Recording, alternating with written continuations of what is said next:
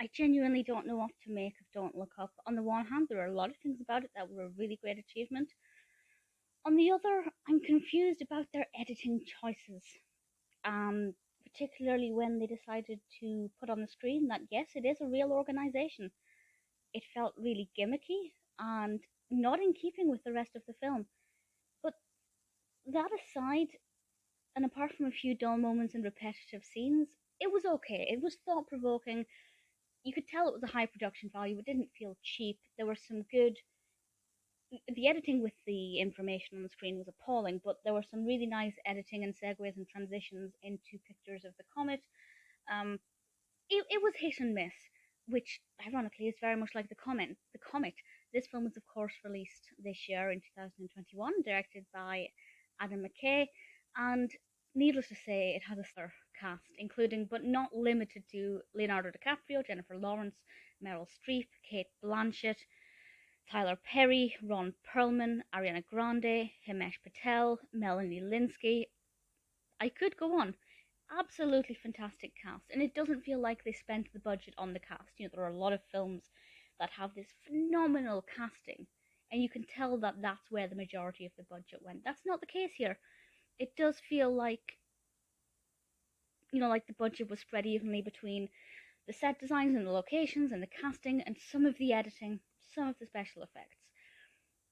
But it still is very up and down. If you're not aware of what this is about, basically, um, an astronomy professor and one of his, I think, PhD students discovers that there is a comet hurtling to Earth and it will collide with, I think it was the Pacific Ocean, in 6 months and 14 days. And to begin with, they go and tell the president, and the president is played by Meryl Streep. Absolutely love it. And the president's kind of like, we'll put a pin in it, we'll think on it. But obviously, if you're being told that the entire planet might just be obliterated in 6 months, you're supposed to react a little bit more than that. And the whole film is basically saying a comet is coming to Earth, people are not taking this seriously, literally everybody is going to die in 6 months. I think there's like a 99.7% chance everybody will die, and the majority of people are just kind of like, alright then, well, it might not happen. The film is arguably, I don't know if they've officially said this or if it's just literally what everybody's read into it, but it's about climate change and the fact that this situation is hurtling towards us, not necessarily a comet, but global warming, these serious problems that are on the horizon. And we're all just kind of like, well, we'll do a little bit, we'll do what we can, but if it happens, it happens. And to be honest, I feel like this is not just a metaphor for climate change, but a metaphor for reality at the moment, particularly with a lot of people's attitudes towards the pandemic. Kind of like, instead of being preventative, we'll deal with the problems when it arises. And that's, you could apply this to a lot of situations in life. Also on a more, on a, on the macro scale, but on a micro scale, certainly in that aspect, it's thought provoking, it's fascinating. I have to say, Jennifer Lawrence's performance was amazing. She plays Kate, the PhD student. Really thought she was fantastic in this. DiCaprio, his performance was great, but the character annoyed me to no end. On the one hand, I could see why he was constantly anxious and having these anxiety attacks, because he has just, alongside a student, discovered the end of the world. That would give you an anxiety attack.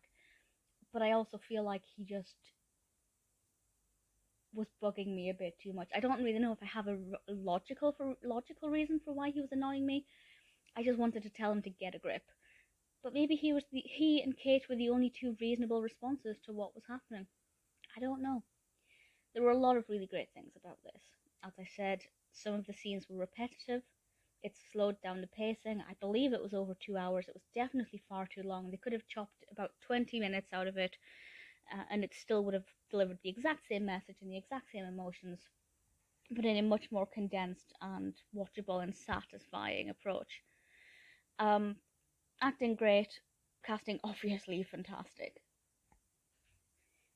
The weird gimmicky editing where Jennifer Lawrence's character said, "Is that a real organization?" and then it pops up on screen with bright colors saying, "Yes, this is a real organization," and an image of the organization's logo just felt so cheesy and completely unnecessary.